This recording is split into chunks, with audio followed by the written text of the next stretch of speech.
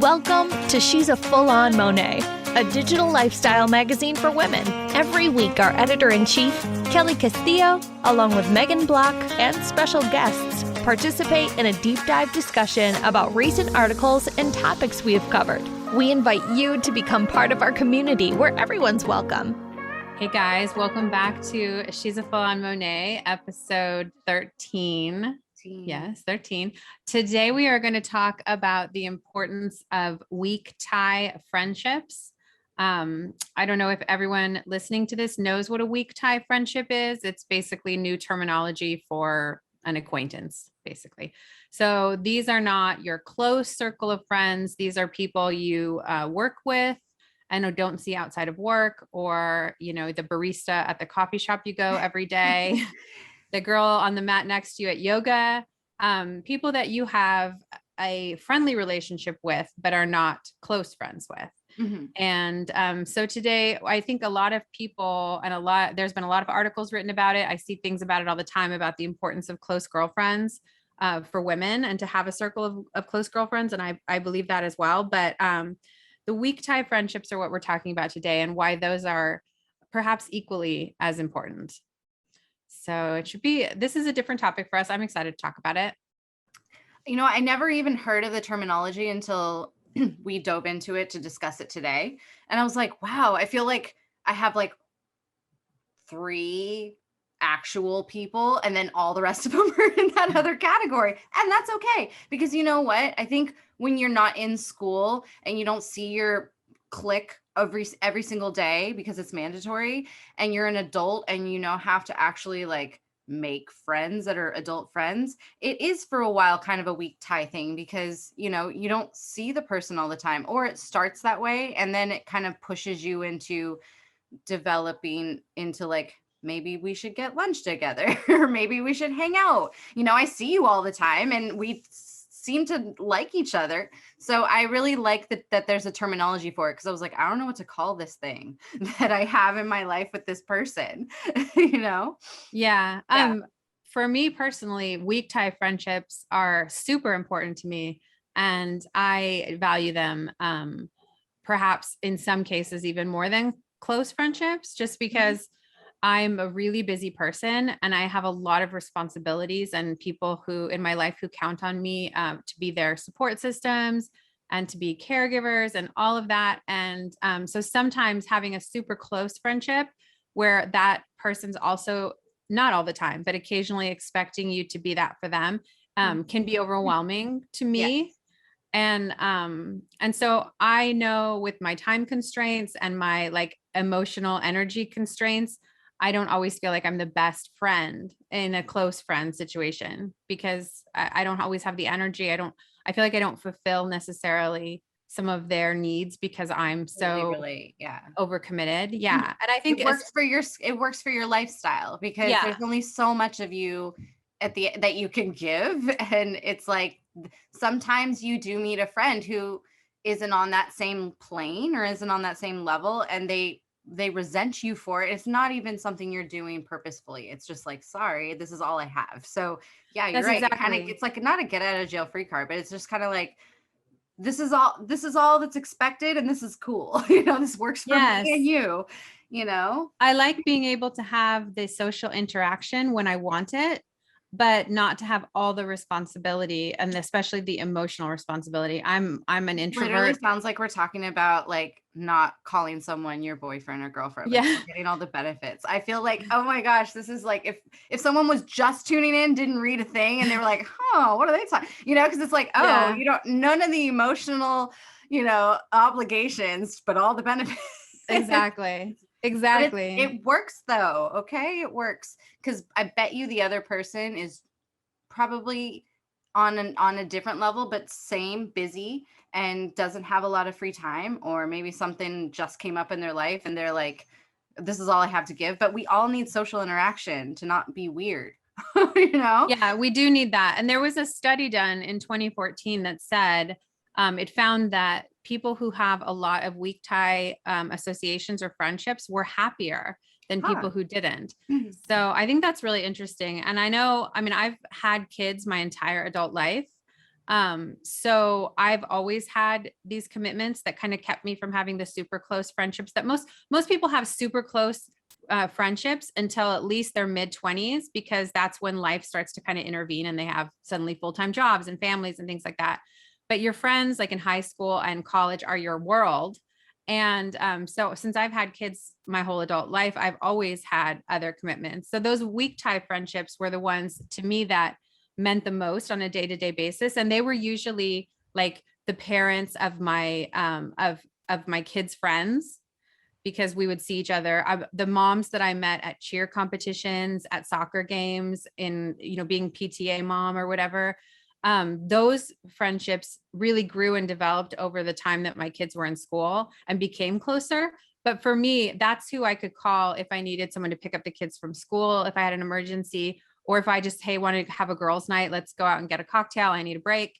And that was the kind of social interaction that like filled up my energy reserves, like kind of recharged my batteries, to be able to talk to someone who had kids the same age and the same school and the same teachers, and we could relate and talk about that kind of stuff. But it wasn't, they weren't going to call me necessarily if they were having problems with their husband or got fired, or, I'm sure they had different friendship circles for that.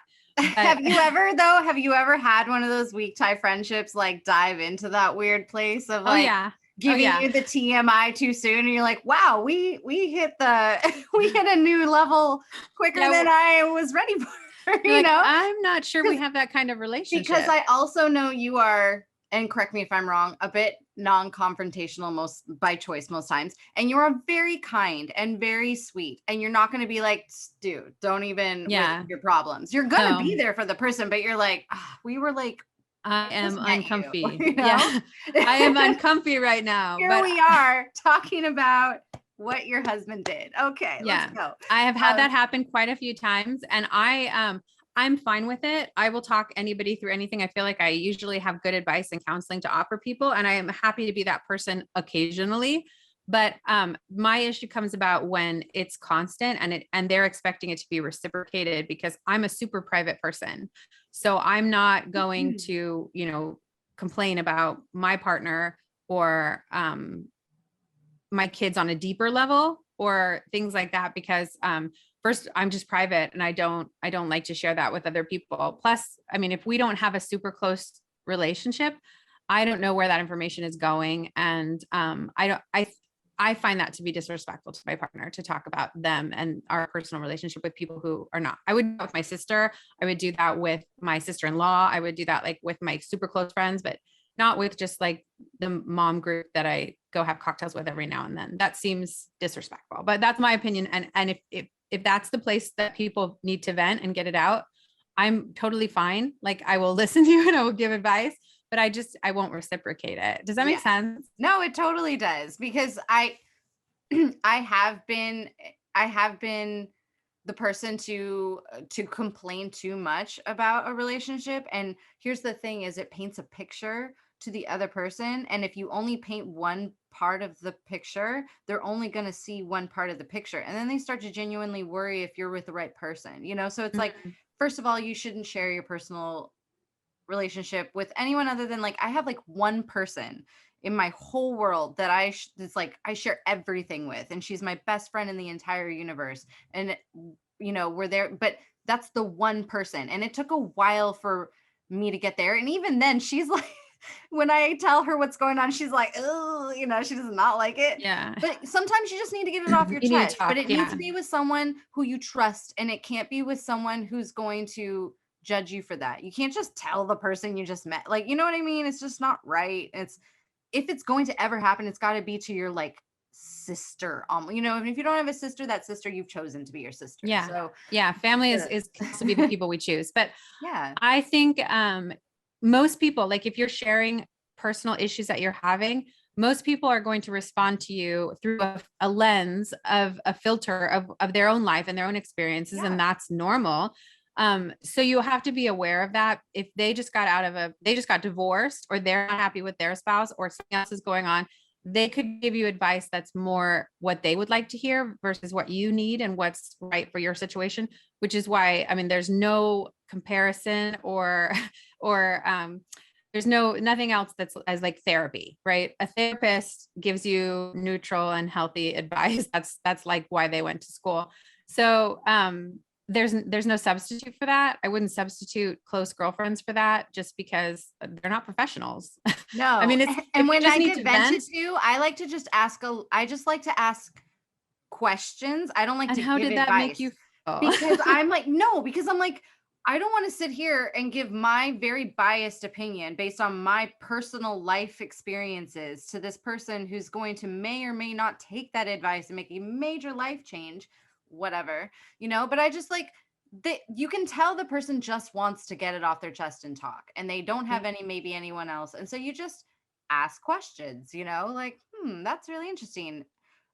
Like you said, how does it make you feel? Like whatever, but I mean, Yeah. you certainly don't want to dish out advice. Now we're just getting off topic, but I just figured like once that person goes from like that weak tie friendship and just dives into that personal space, is it still a weak tie friendship at that point? Or did they cross some line to where it's like now in this weird limbo? Because you're I not think necessarily giving in as well, I think the but now close you're like, I know friendships. you very well, Yeah. Yeah. I think the close friendships are friendships where the support is reciprocal and kind of equal. Yeah. I mean, I've been the person people vented to in a weak type friendship, but I didn't do that. I didn't do it back for them. And I know that they were just going through a period of their life where maybe they didn't want anyone who was super close to them to know what was going on in their That's a good relationship or point. in their That's a good personal point. life. And they just needed kind of a neutral party to complain to. And then And I didn't was want to pay fine for being a that person. therapist. Yeah. That's what I a know therapist is.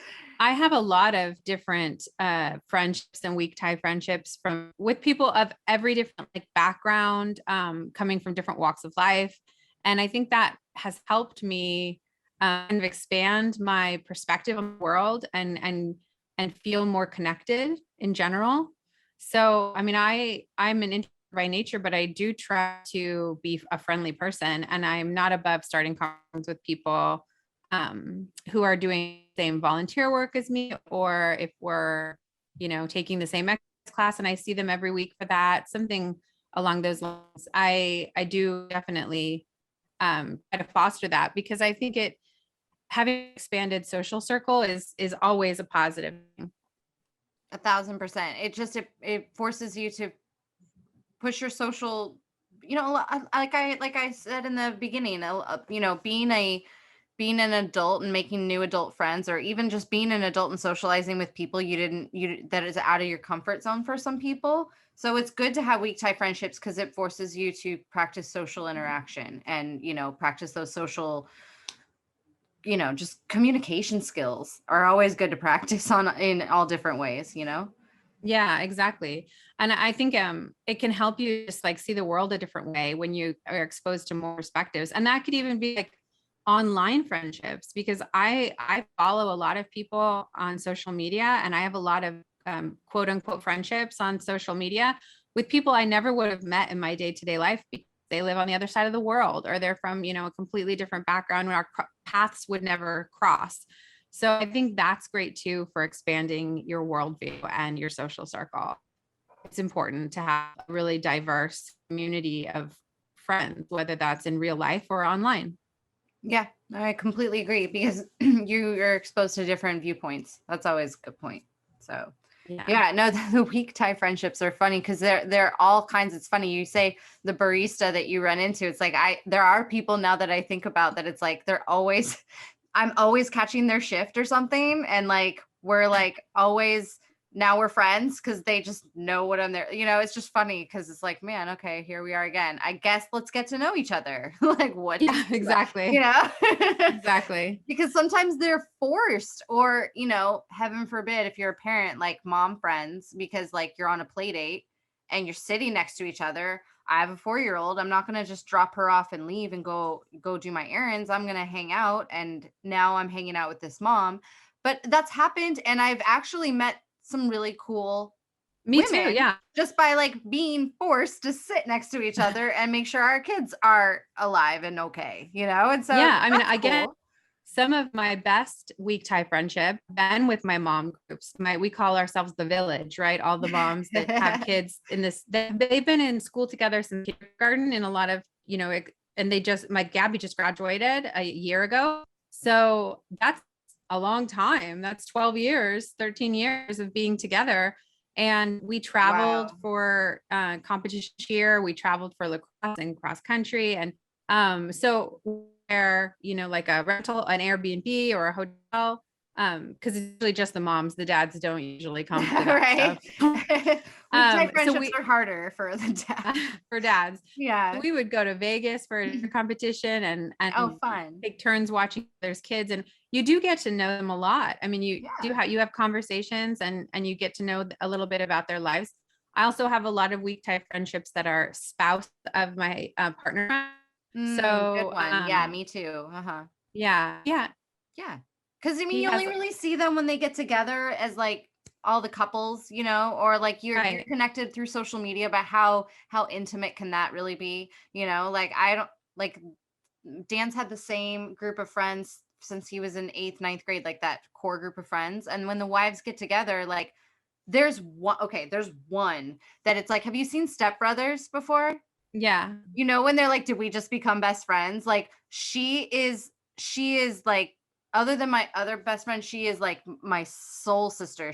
I don't know how I connected with such a human as well as I connected with her, but everyone else, like I've known them for like 17 years, but it's on such a surface level. And I've traveled with them. Like we were in Bali for 2 weeks. I know a little bit about them. You know what I mean? So they're weak tie friendships. I feel like because we're not like neighbors and I don't see them all the time, maybe I would know them better, but it's okay to have those because then it kind of forces me to ask the questions that carry on the conversation. It's easy to get together with your best friend. Like I can get together with my best friend and sit and say nothing and be like completely content. That's comfort zone stuff. When we're talking weak tie friendships, we're talking the ones where you're like asking the harder questions other than like, how was your day? Or going into like the mom routine of just talking about parenting, like you gotta kind of socialize a little harder when it's a weak tie friendship. No, I think you do learn to be a better listener and ask better questions of people. So I think it's important. Mm-hmm. Yeah, I think it's introvert. It's kind of pulled me out of my shell. And one thing that I've really noticed about my weak tie friendships, at least in my case, and I think this is probably pretty universal, is that the more wider my social circle has gotten as far as having these weak tie friendships and then having friends of friends and then having people that I those social interactions. Because I met a lot of people when I was doing this as a personal blog, invited to a lot of it, would introduce me to other people. I have this really social circle, as well as like my partner's colleague. I mean, he's in an industry that is like huge, and there's a lot of people that we regularly socialize with as part of that industry. And so all of them, all of their wives, and all of the friends he's had a long time and their wives and children. So it's a pretty huge weak tie circles, right? Yeah. That in overlap. I have learned that get a lot of benefit from those relationships as far as most of the things that my kids have had jobs with people in those circles, have had internships where all I have to do is like put out a message, hey, my son needs an internship in this industry, who knows somebody? And I immediately get responses. I can ask for referrals for things like accountants, for things like, I don't know, everything. Basically, if I have social circles that specialize. It's a good networking opportunity to have absolutely friendships for sure. Like when I need employment sometimes, or I need anything, like I think about, of course you think about like you're close people, but you're so networked with your weak type because they know you on a level where they know you're like not a psycho. So like they can kind of trust you. They may not know your whole life story, but they know you're a good person. They know you can be trusted. They feel like some sort of connection with you. So they do want to reach out on some level to help you if you're in need or if you have something. Like that's a really great insight. Yeah. And I think that sometimes when people know you too well, like really close friendships, yeah. then they don't want to vouch for you because they don't want to be responsible. But for them to come to their company or their HR department and say, hey, I recommend this person. I know them through this. I don't know them that well though, so no pressure. Then it doesn't feel like as loaded, you know? Yeah. Yeah, it really does. Because if, say, heaven forbid, it doesn't work out, they feel personally responsible, or if like they make a bad impression, it looks bad on you. Sometimes that can be a Yeah, kind I've of had thing. situations where close friends or family members have asked me for jobs or asked me for investments and things like that. And I worry because I don't want to damage the closeness of our relationship and I don't want to ruin something that's really good. But if it's a weak tie friendship, I don't feel so much pressure. And it's easier for me to say yes or no and not feel like all kinds of feelings about it. 1,000%. Yeah, I know it's really benefited my kids. I mean, they have gotten, like I said, jobs, internships, letters of recommendation. I mean, when my daughter was going out for sororities, I put something out there saying, hey, these are her top 3 or top 5 sororities. If you an alumni of these sororities, please, let me know. And I got so many letters of recommendation for her. Same thing for college. And it's just amazing that benefit from these types of friendships that are not, they're not super deep. It's not like these are close friends who owe you some kind of favor. But it doesn't take very much and they get it, Yeah. And they know it's going to be reciprocated. Like if they ask 100%. me, I do the same. So yeah, I like that. That's a really good point as to a benefit to them. Yeah. So, I know for me, like as an introvert, it's not always super easy to create these types of connections. It's easier for I'm me. the same. I kind of cringe at it actually. And I always hope that the other person is a bit more social than me. So it kind of pulls me out of my shell because I got to tell you, minus like a margarita, I am not a naturally social person. And I kind of loathe the forced opportunities to do it. But I've now noticed because of the fact that I've forced myself and amazing things have happened, I now know that person that's telling myself it's crazy is a lie and I have to push myself, Yeah, completely. I know that some days, like I'm just in my house all day. I don't see anybody, but I know when I'm out, it does make me feel more connected to have these interactions, even if they're short and, hey, good morning, how's your day kind of thing. That makes me smile. That sets the tone for my day. So I have kind of had to get out of my comfort zone to give myself permission to make conversation with people that I see on a regular basis. And it can be my neighbors or there's a lady that she and I walk at the same time every morning. Like I walk my dogs and she just walks, but we cross paths literally every single morning. That's so funny. So at one point, we just got to say hello to each other. And then it was, how's your day going? It got to be a little bit more conversation. Now, I know about her kids and grandbabies that are on the way. And I love that's really cool. And it's almost going to be like if you're walking and you don't see her, you're like, what? I wonder how she is. Is she okay? Is she on vacation? She didn't tell me she was going on vacation. Exactly. You're like, it's at that level now. And you're like, how did we get here? Yeah, exactly. And sometimes we walk together for a short period and just chat. You're the cutest. I know. And it's been nice because she tells me things. She's been living in this neighborhood for, I want to say like 35 years. I've only been here 4 years. So she tells me things that are going on around the neighborhood, like construction projects. She knows the what's up. She's got the tea on the neighborhood. Yeah. Girl, so she gives me all the info. Connected to like. She's my source. Yes, is the source. She's my source. Oh man. And I think, I know for me, I have to kind of shift my attitude a little bit because I don't really always welcome small talk. I tend to be, if I'm alone, like I'm in an Uber, I'm at a coffee shop, I'm on my phone, like scrolling, I'm keeping myself, I put my headphones in, like I don't welcome it. I'm not like, and people have told me that I don't always look super approachable. I guess I have that like resting. Is that not like the face. biggest like flex you have? You're like, thank you. It took me years to get people to not want to talk to me. Now I've hit it. Thank you. Thank you for letting me know that what I'm trying to put out there is being seen. I would be like, mission accomplished. Yeah. Goal achieved. I unlocked next level. I'm so cold and unapproachable. And it's probably my biggest flex because I don't.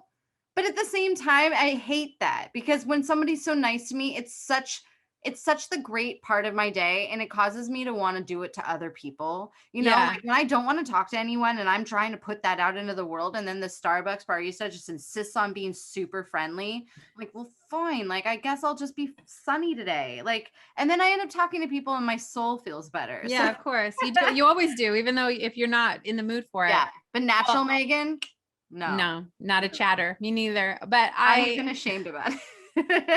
I follow this account. It's a very popular account. I'm sure most of our listeners know what I'm talking about. It's called Humans in New York.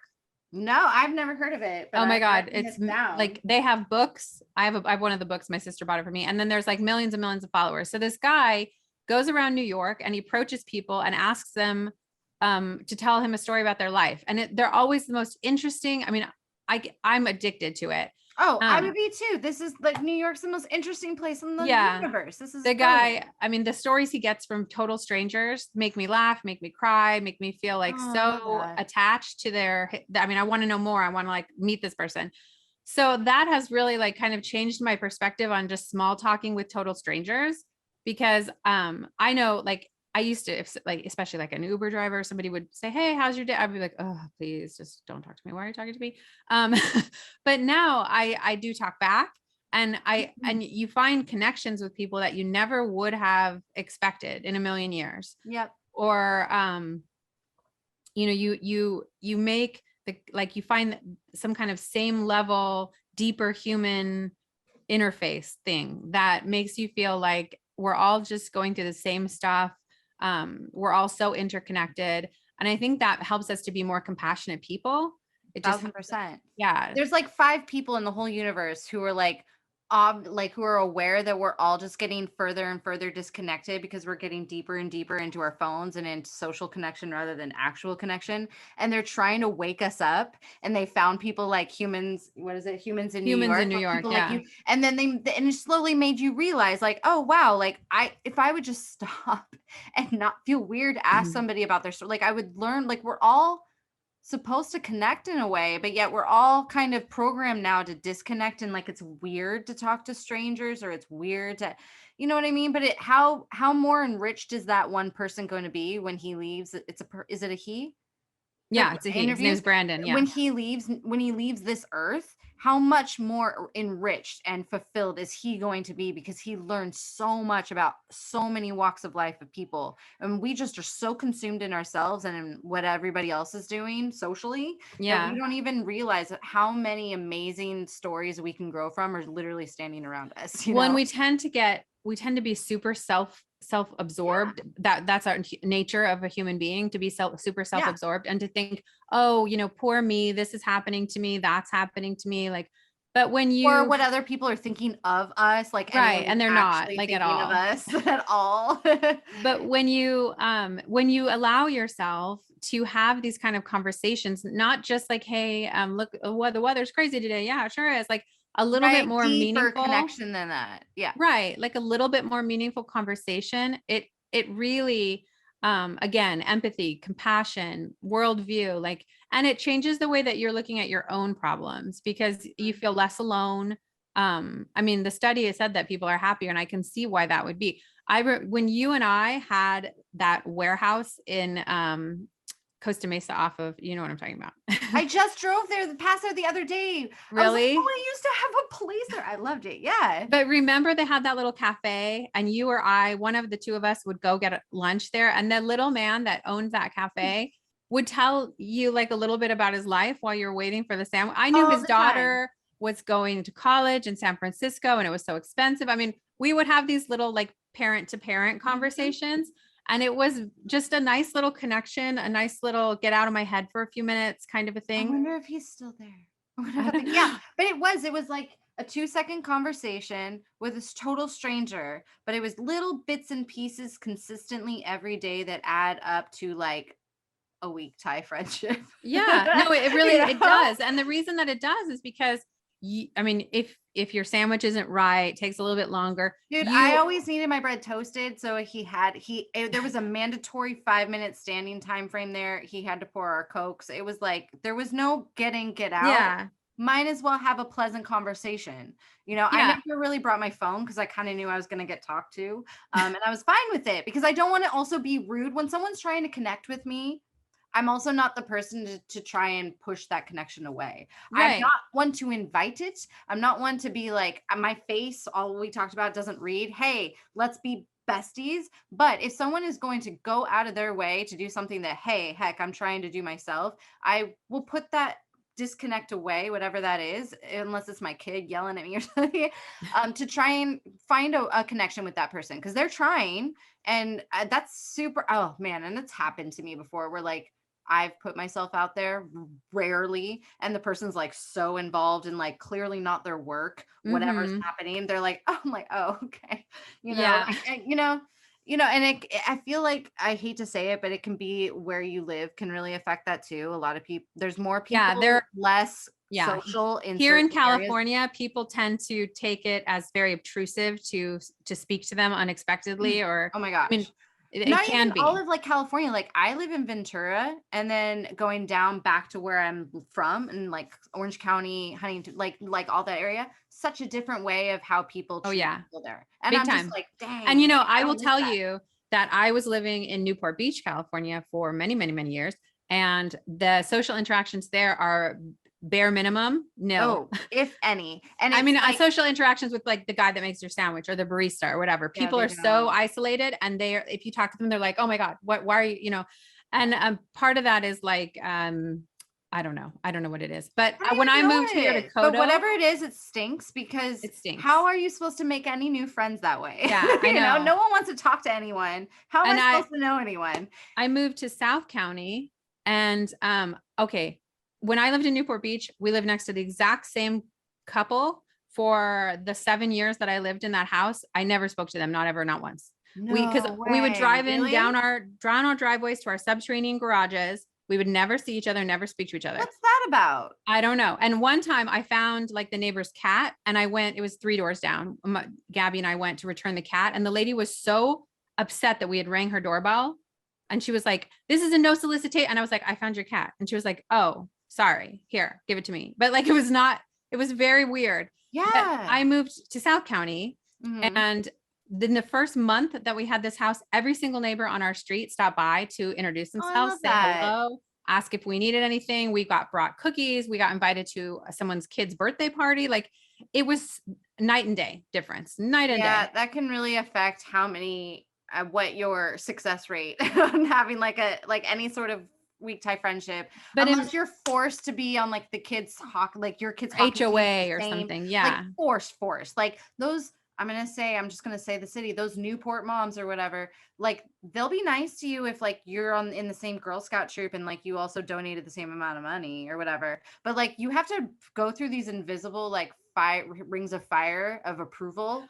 before you even get like a hello. We called them in Newport, we called them the Momfia, because they're so, I had moms who would not even speak to me. Like, even if I spoke to them, they would like dismiss me until they saw like where I lived. I think I hosted like a party for the kids, and they saw where I lived. And then suddenly they want to be besties. And I was like, girl, last week you wouldn't even talk to me. But I don't go around talking about like what I have and who my partner is and this and that, because they're known for it. Yeah. It's okay with that. Like that's just like, they're not willing, they don't care to change because that's just what's up. So it's like, man, I'm sorry if you live in certain areas where it's harder to make weak tie friendships because people are just so trained, absorbed in themselves weirdly to think, oh man, heaven forbid a woman, like a barista guy says something to a woman and like, oh, he's instantly hitting on you. You know what I mean? Like there's no way for certain people to win because of these perceptions that people have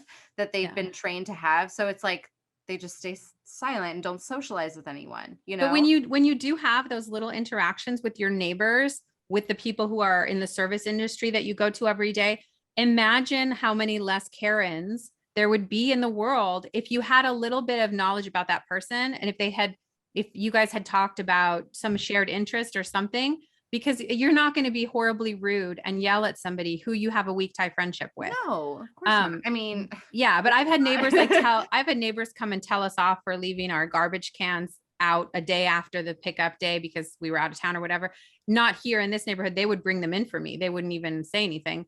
But when you have that friendly interaction, you're much less likely to jump to conclusions about who that person is or what they're thinking or what their intentions were and think it's all negative. And that's, I think, where some of that Karen behavior comes in. They assume that your intentions are bad. And when you know the people that you interact with on a daily basis, you're going to be so much more compassionate to them, and you're going to have more patience, and you're going to be a better person. It's better all around. It's so weird how as adults, like, I guess just this life is just a wheel of retraining ourselves how to be good people, because these are all things we teach ourselves. We get taught as children. But think These of are that, all though. things we teach our children. Yet Think of like I'm Kelsey. hearing these things like they're not the first time I'm being told to like not make an ass out of you and me, to like, you know what I mean? Like, Yeah, but like think of someone like kind to your neighbor.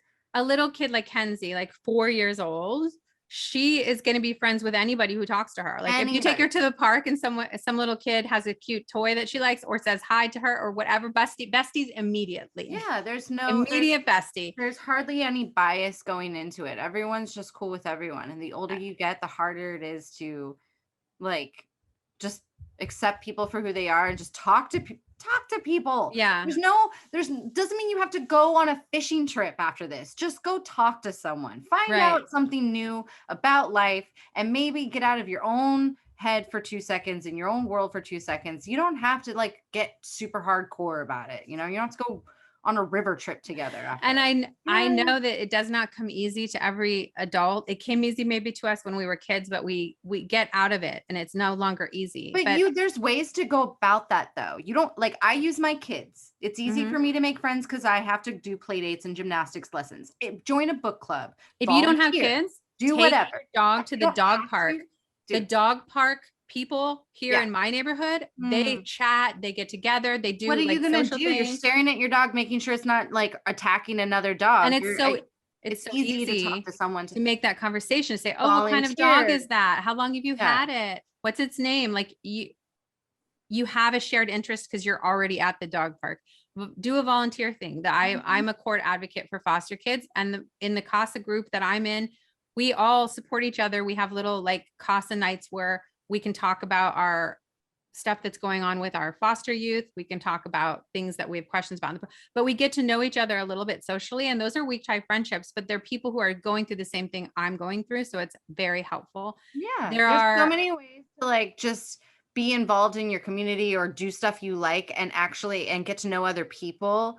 That is just kind of like you're standing in the same general area and like you might as well talk to someone like and even if you personally don't talk to someone, if you physically plant your body in an area where other people are, there's a chance somebody is a little bit more social than you and will talk to you. Yeah. And that's great. You know, that's all you need. You just need the start for you to kind of let it flow. And then the more you practice that, the better you'll get at it. And it'll feel less weird and you'll feel like you sound less weird, you know, because a lot of people are like still very involved in their own selves. They're like, oh man, am I sounding as socially awkward as I'm feeling right now? Oh, I do that thing where the guy at the movie theater says, enjoy your movie. And I say, you too. No.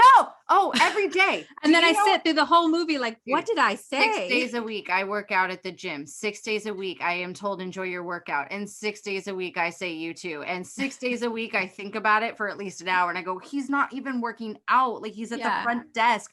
But you know what? I'm not the only one who's done that. No, I do it. And that's what I tell myself. I do it at the airport. I do it. Said you too to the guy at the front, just like you at the movie. Like, no, he's not seeing a movie. Or the front, the gate agent at the airport that says, have a good flight. I say, you too. He's not going anywhere. He's not going anywhere. So many, I felt, oh God bless TikTok, because I felt so alone in the world. And then I saw like some joke about that, like about like, oh, you too. You're like, they're like, thinks about it for an hour. And I'm like, oh, I'm not alone. Like, we all just want to feel less alone about the weird things we do. Cause here's the thing. We're all weird. We're all weird. Right. We're all weird. We all feel like we sound weird, but you don't. Like no one's thinking about also that you sound weird. They're listening to whatever story you're telling them. So get over yourself and relax, you know? I know for me, I'm less awkward when someone gives me a job to do. So if I'm in a volunteer situation, I always ask to like sit at the front table, whether that was something at the school or, community garden or whatever, like give me a task to do where I will interact with people. I'm sorry. I don't know if you can hear that. My battery is going to die, but I'll plug it in a second. They can edit that out. And we're done. But if I have a job to do, especially a job where I have to interact, I'm selling raffle tickets. I'm pointing people in. To give somebody a name tag and you have to call out their name. Well, yeah, I'm way less awkward. Forced interaction way less is awkward. Great. And I know my daughter is the same. My older daughter is the same as me. She's very introverted, not super social. So when she first moved to LA, she didn't easily make friends at her new school. She was by herself living in LA, going to college. And she called me one day and she was like, Mom, I don't know how to make friends. Like I knew all my friends since fourth grade. I remember this. And you said, I told her about her, like compliment them on something, anything, like just find something and tell them. I was also there when you received the call. Yeah. She said, Mom, I did it. I told her I loved her conversation. And I was like, I felt that because I was like, I'm a full-blown adult and I didn't move anywhere, but I'm just a full-blown adult, not at school with my girlfriends all the time. I needed that reminder of like, oh, how do you go about starting a conversation with someone you don't know? A compliment is the easiest way. It makes you cringy inside. Like you can feel your skin crawl just thinking about doing it. And I bet you, I know Sam, I bet you it took her a lot of courage and a lot of like self-pep talk. She was so proud of herself. Say it, because she was so happy. She was so proud of herself. And I told her a compliment is the easiest way because there's obvious follow-up questions. So if you say, oh my God, I love your shoes. And they say, thank you. You can say, where did you get them? Are they new? Are they still available? Like you can start a whole conversation about that compliment. You can. I also think of Regina George every time I know compliment. And I'm like, she ruined like the one easy thing for anyone to do because it's never, it shouldn't be malicious. And like maybe 0.5 times out of 10 it is like it's never really like when don't be a Regina George gym and I love their outfit, I'll compliment their pants. 1 time out of 10 I'll get this look like I literally told them their pants were trash and I'm just like, what did I do? Like instantly I was like telling her that I also wanted to sleep with her boyfriend and I'm like, I just thought your pants were all right. Or like you give them a nice look or you smile at someone. That could be like, it's aggressive. Like Smiling is too aggressive. Like, oh, okay. I'm so sorry. I just thought you were nice. I don't want to sleep with you, your husband. I don't want any of your life. I just thought you have nice hair. Like we got to a weird place. I don't know where we all got to, but where we're at right now, we got to untrain that and I see it a lot in the female perspective where like sometimes they'll just be that woman who just like never had girlfriends or lived in the wrong area and just doesn't know how to make weak tie friendships begin, that they're just instantly like, you just can't penetrate that. And I feel for that because not only does it keep them from getting that friendship started, it also kind of can train us that sometimes it can like, it's not always a positive thing and it should always be a positive thing. And you can communicate with a human on any level where it's not insulting them or hurting them. Like it should be perceived as a positive thing. Yeah, it should. Now we're not there.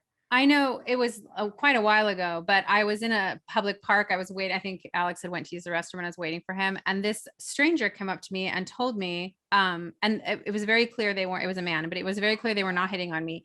And he was like, the color of your hair is so pretty. Like it so complements your skin tone. So I said, thank you so much. And he said, I don't know if it's natural or not, but if it's not, tell your hairstylist, she's doing a fantastic job. I love that. And I was just like, thank you so much. And then he just walked away. So that was the whole interaction. He wasn't trying to like be friends with me. He wasn't hitting on me. He was just offering me a genuine compliment. And so I took that so to heart because it really changed my whole day. It gave me so much confidence that I thought to myself, okay, from now on, if I see someone in public and I think whatever they're doing kicks ass is awesome, like whatever, I will compliment them, even though I'm uncomfortable doing it, because I know what a difference it made for me to hear that. And so now I will come up. I mean, sometimes Alex is like, please, honey, but sometimes I come up to people in a restaurant and I'm like, your shoes are so cute. I just had to tell you that. Or someone who I think their hair color is great or their makeup looks amazing that day, whatever it is, I compliment people. And I've had so many, it's usually women that I compliment. I've had so many women just their whole face suddenly changes. Like they brighten up, huge smile. And you just know they needed to hear that. And Mhm. they, maybe they were having a bad day, or maybe just nobody had complimented them in a while.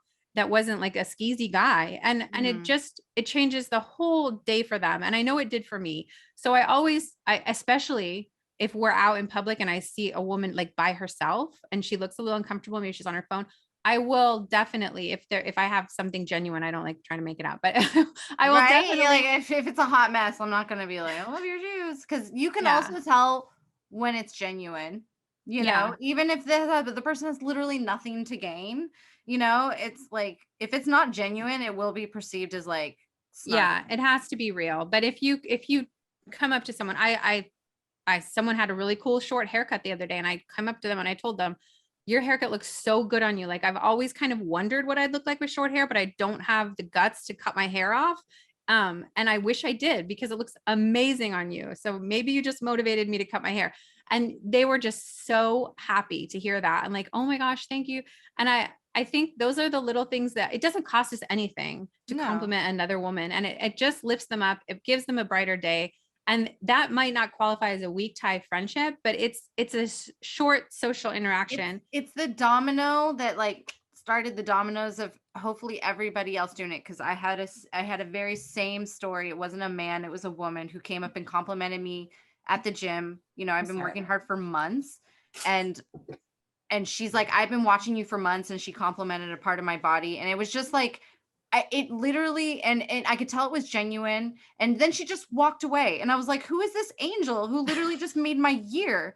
And I'm Yeah. not kidding you. The next day, the person who I kind of follow on social media, who also works out, but she's like somebody who I'm aspiring to look like body wise. I saw her.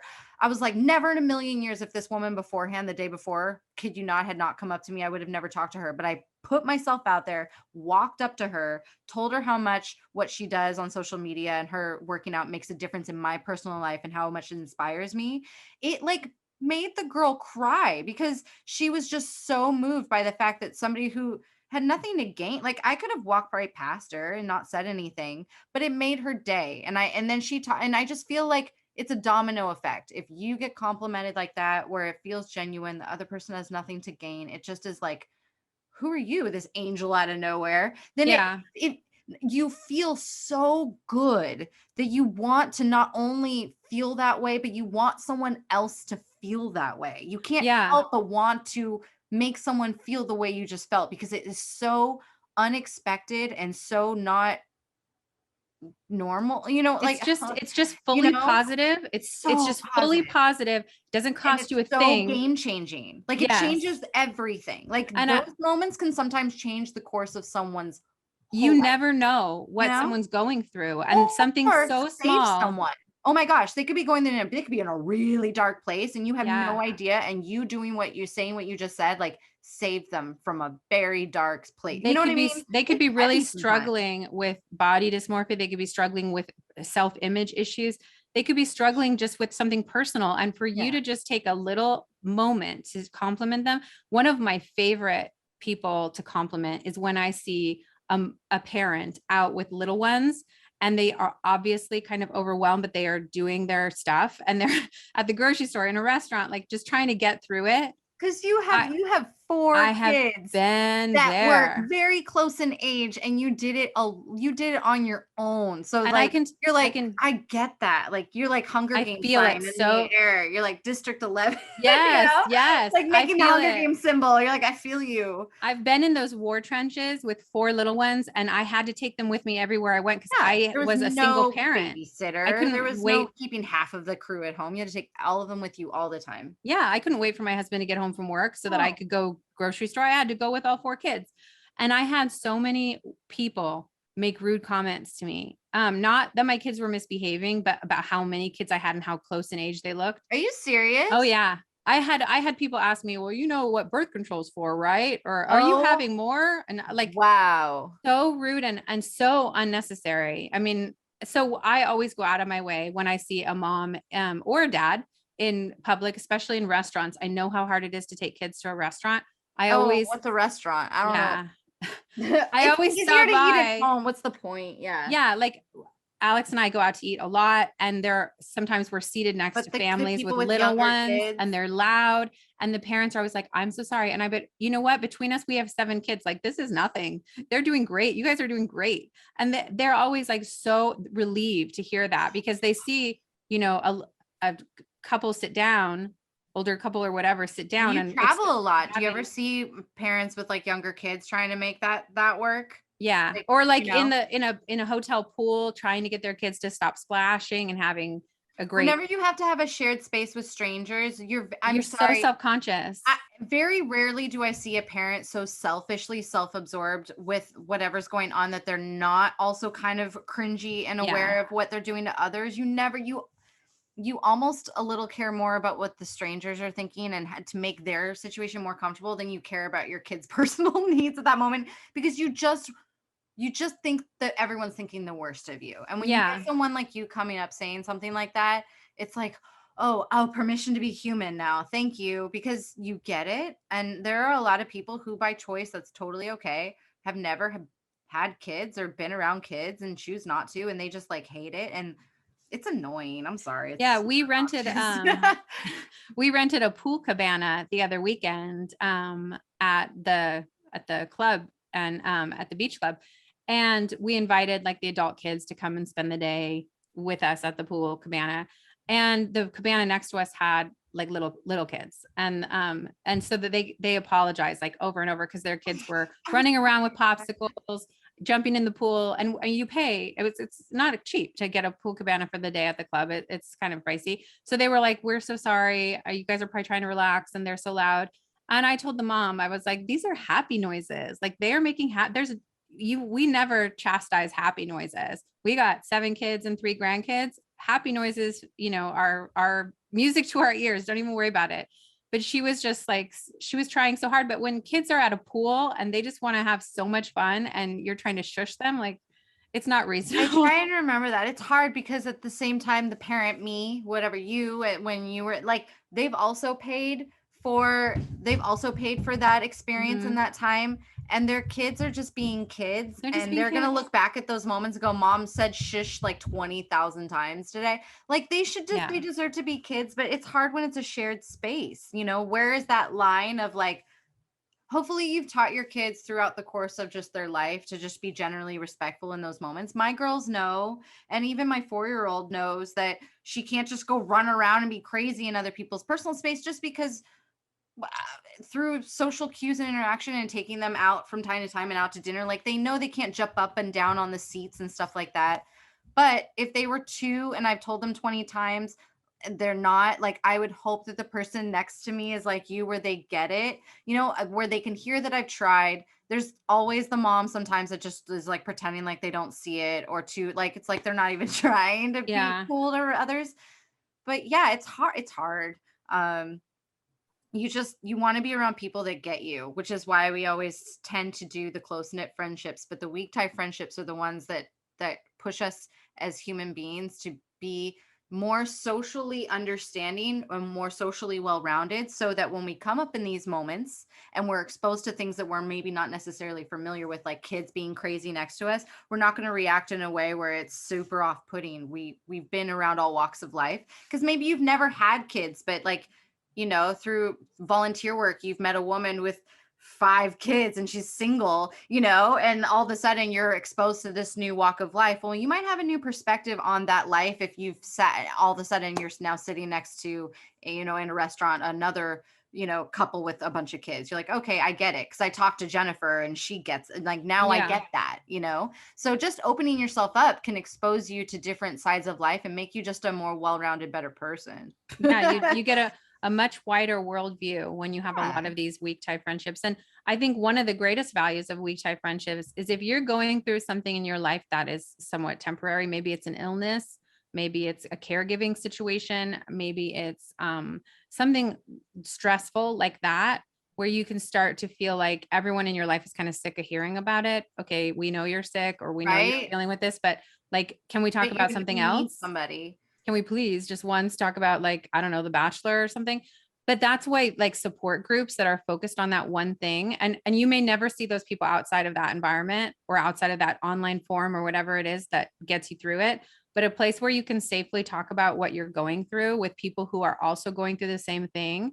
You don't need to have these lifelong friendships from this situation, but having someone who understands the struggle that you're going through for that period of time and can listen to it at length is a great kind of lifts the burden on our close friends They're and there family for a members. season in your life for a purpose. And Right. you know, like and also they're also doing the same thing. So it's not like a burden to them. That's a, you know, and it's a safe space to do it in because, you know, I mean, therapy is always a good for all of this. You should just save this all for like the therapy. But if you're in a space where like you're all connecting based on like, you know, death or something like that. Right. There's support groups for if you just lost If a you spouse, lost if you just someone, lost someone close to you. There are places where you can specifically go and speak your story and, you know, feel safe to do that whenever, or just when you're in that dark place, talk about it where it's not going to feel like such a burden to anyone else, but you still have a connection. That's like, right. I mean, I think everyone understands like AA and NA and the need for those kind of support group meetings because you're going through, you know, recovery.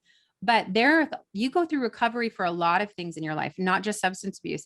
You go through recovery if you lose someone, you go through recovery if you have an ill child or an ill family member that you're caring for. You go through recovery for a lot of different things. Maybe you just got divorced. That's a grieving process. Maybe, you know, you had something major happen in your life. It doesn't even have to be such a downer. It could be like maybe you're shifting careers. There are support groups for women who are transitioning out of different careers and entrepreneurial stuff.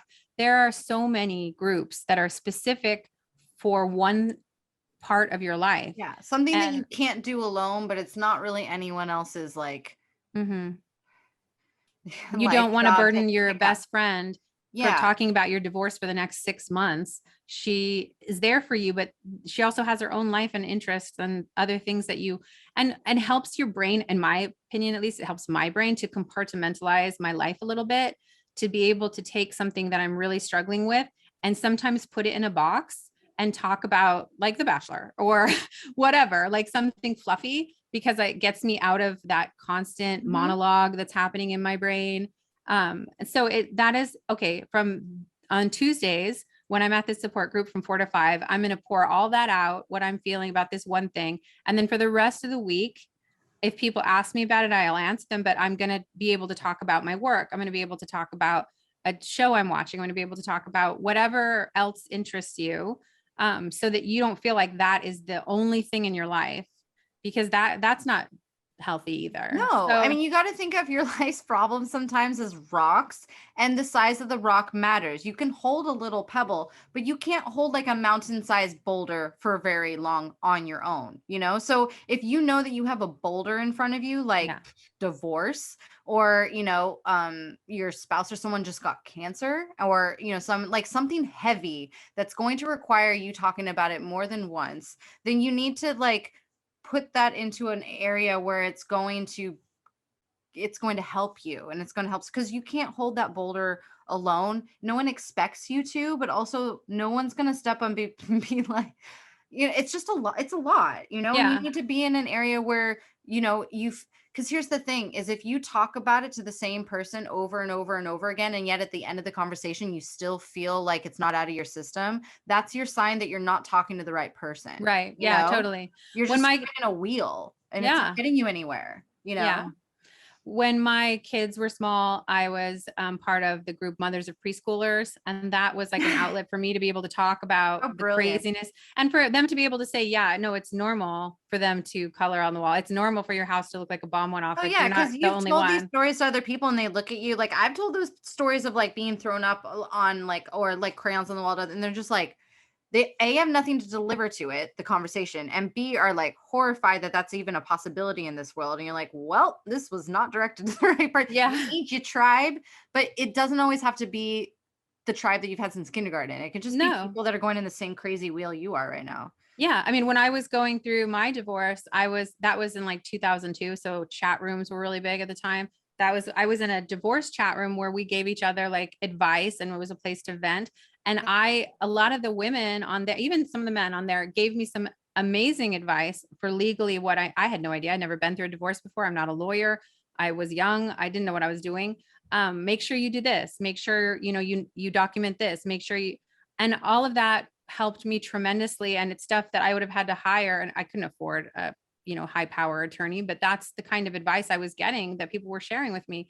So there are so many valuable weak tie relationships, whether they're online or in person. Yeah, I'm sure there's some really close friendships in Facebook groups of people who have literally never met face to face, but like they talk about the same thing all the time. You know what I mean? Like you just maybe it's because we live in this world, it's still virtual, but you can have social or weak tie friendships with people you don't like have never actually like physically seen. Absolutely. But you're just like I do social media, and I have a girl who I help run her hair salon in Colorado. I have literally never met her face to face, but because I've helped her for the last almost year now, and we've had a couple Zoom conversations, and I run kind of her life a little bit on the work world.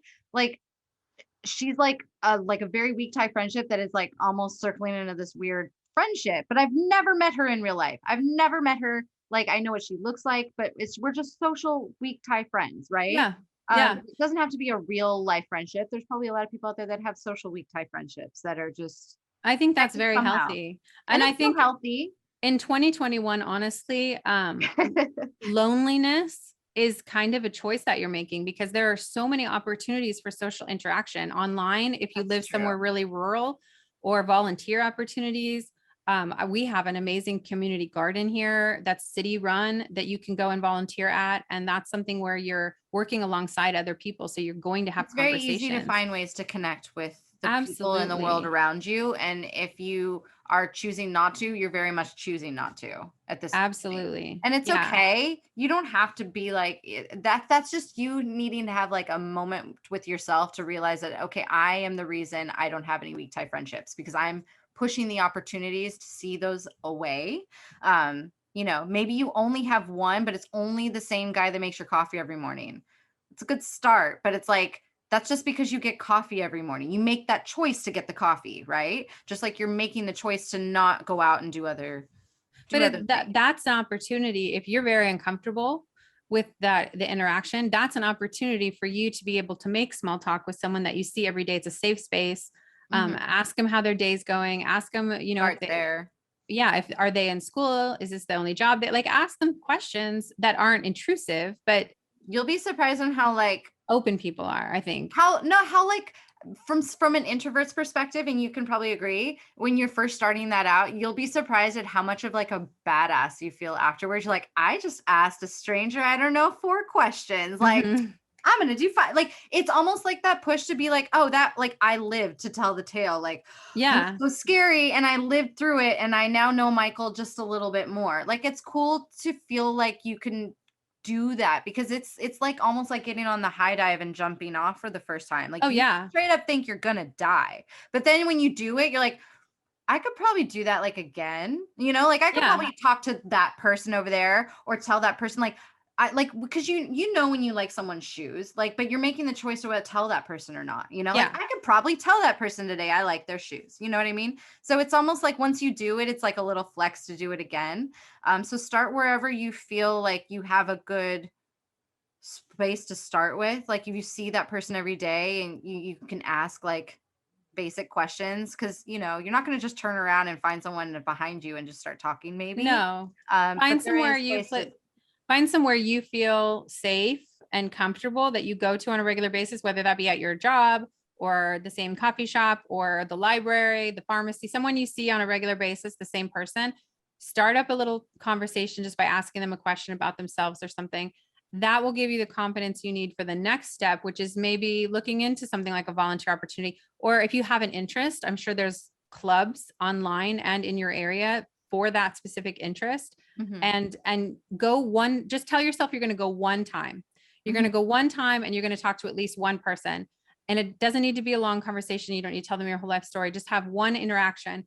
And if you can get through that, then you can go back if you got something out of it. If you didn't, and if you get a didn't lose negative anything. response, remind yourself it's not everybody. Because sometimes people are like, I'm going to talk to that person today. And that person was like the wrong person to talk to, you know? And then you just think the world's like that. No, you got to like, you got to treat it like a big diagnosis in your body. Like you're going to go to one specialist, you're going to go to 4, you know, like try it again, see how it goes. Cause I promise you the next person might actually be really nice. I've talked to people who are just absolutely terrible people. And I'm like, okay, and I have to remind yourself the world isn't like that. Some people just are like that, and that's okay. You just got to keep trying, but just try a little bit, especially if they're on the clock, they're not going to be rude to you, you know? Yeah. So talk to the Starbucks dude, because like straight up, they will not be rude to you. They will not get written up because you were weird and asked how their kids' college, whatever, you know what I mean? Like start with the people who are legally forced to be nice to you, you know? That's a good place to start, because then it just forces, it's not even about that connection. It's about practicing the conversation at that point, you know, for the real actual person who isn't getting paid to be nice to you. Yeah. You know? Exactly. That's a good point. You know? Yeah. And if you're, I mean, it's, if you don't know even where to start on a conversation, I find like at a coffee shop or a restaurant, I always ask the server what their favorite thing is on the menu. And they tend to not answer with like a 1-word answer. They tend to tell me what their favorite thing is, why it's their favorite thing, what's also the most popular thing on the menu. And they usually give a little bit of background, which will lead you to the next question you can ask them, because the unlucky one that gets I'm new, I have absolutely no idea. I'm like, oh, okay. If you were me, like, what would you get? Exactly. Like, here I am trying harder than I thought I was going to try right now. But yeah, that's a good point. And just any basic starter conversation, just to practice the feel of having a connection with someone who you may have not already been forced to have a connection with. Is a coworker a weak tie connection? Yeah. Weak tie friendship? Yeah. If you don't see your coworkers outside of work, I would call those weak tie friendships. And those are people that you do have a great opportunity to get to know better, even if you work remotely. I mean, that's whole probably team the works best remotely. place to practice those things, because you're all standing there and hanging out and having to be there. So you might as well practice social skills there. Right. If you're on a Zoom and someone's cat is in the background, ask them about it. It's an easy conversation starter. People love to talk about their kids and their pets. Yeah. So if you see pictures on their desk, ask them about it. I had a Zoom conversation yesterday where the woman, I'd never met her in my life, she had like Rapunzel, like the tangled the lantern scene in the background. Instantly, 2 seconds, I was like, I love your background. Like I could not tell her, but I feel like I knew her based on her background. And she instantly, like, I could tell by her body, like how her body was, like she instantly like calmed a little bit and felt a little better, because I was like, I complimented her background, but I was like, wow, you know, just go with what you know and start there. You know? Yeah. And pay attention to what's around. I mean, I try to make a point of paying attention to the people I'm interacting with, but people will show you a little bit of themselves if you pay attention. A lot of people, there's sending cues that you can pick up on. They'll have a pin on that tells you something they're interested in, or they'll have a really cool iPhone cover, or you know, the Mickey face on their Apple Watch, or I don't know, but people do like to kind of show off their personality a little bit.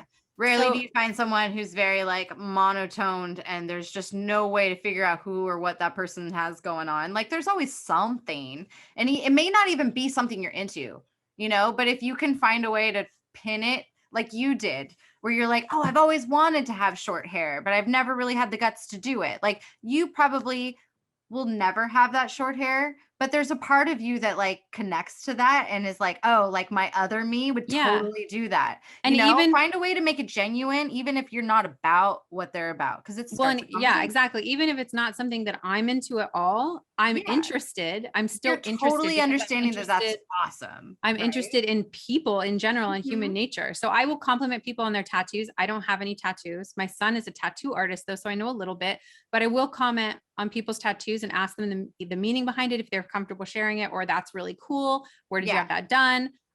If people have like unusual facial piercings or so, or they wear their makeup, they're signaling to the universe that says something about them that makes them unique. They it's a do crazy non-verbal communication starter. Yeah.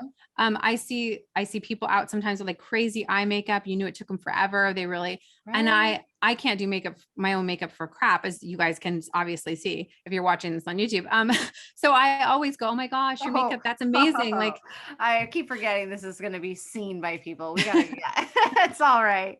but I always tell them, like, I can't do makeup. I didn't grow up knowing how to do it. Like Same. we didn't have YouTube when I was a kid. I was like, but that looks amazing. Like that must have taken you a long time. Like, how did you learn how to do that? And those, a lot of times the things that you compliment people on are also things that they feel people might be judging them for, whether that is a tattoo, a eyebrow We all piercing, want to crazy be eye our makeup. Like, truest selves, but we just feel yeah, like people are judging us. And when we get complimented, when we've been a little bold or are our truest self and maybe don't, there are people who just don't care. I mean, and they're the that's coolest true. people. But I always compliment them. Like the most eccentric, most comfortable with themselves people are the people that I like. I gravitate to first because they're just they carry that energy, you Yeah. know. And they might be thinking that you're looking at them because you're judging them. Mhm. So if someone has a crazy hair color or something really unusual and I'm looking at them, they're probably thinking, oh, she's probably thinking something bad about my hair color. It's too much. We're So always worried of the worst when yeah, really somebody's like thinking it's the coolest, right? we always assume people So are just put thinking, yourself worrying out about us. there. Mm-hmm. And I mean, that could totally brighten their day. So it's worth it. Mm-hmm. Well, I think this is a really great topic. And I know myself, at least, I'm going to move forward with that in mind to kind of reach out for those little social interactions and say hello, be off my phone a little bit more, start conversations with people. I hope we encouraged a lot of people to do Yeah, if that. anything, get the idea of like, because I've read every article, I feel like when I was a teenager about like how like your close knit friendships and your girlfriends and like that core, like we glorify it in like TV shows and movies about like your close girlfriends, but like weak tie friendships are totally important and need to be normalized a bit more and talked about a bit more because then it just causes people to just be more accepting of I think it's just we all just want to move towards that idea of just accepting everyone and everyone feeling like they can be their truest selves, because Yeah. it's And all this wall we've built is I really what's think keeping like it. last episode, I think we talked about how sometimes you outgrow your friendships because the same Mhm. friendships you've had since like middle school or high school or college, like you might not have that much in common with those people anymore.